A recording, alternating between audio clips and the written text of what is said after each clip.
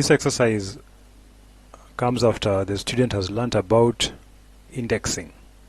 So that's what is being tested here, and also string operations and other things. Now, using the following string, answer the questions that follow. The question is actually, what will be the output of the following commands? Okay, what will be the result of the following commands? So, the string is this one. My string equals hello again. Print my string 4. My string 4 means the item at position 4, where the first position is 0. So 0 is H, 1 is E, 2, 3, 4.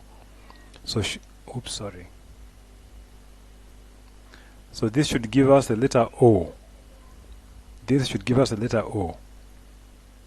Okay, so there we have it. Print my string 5.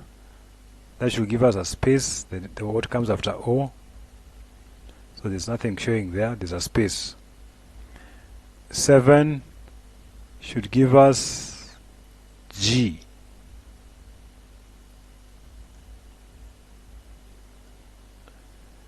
Okay, then my string index -1. -1 means the first character from the end. So that should give us the right end, that is. That should give us this full stop or period or dot. And -3, similarly, this is 1, 2, 3. That should give us the letter I. Okay. So that is exercise 14. There is no coding involved. This is testing the understanding of the student. Thank you. See you in the next one.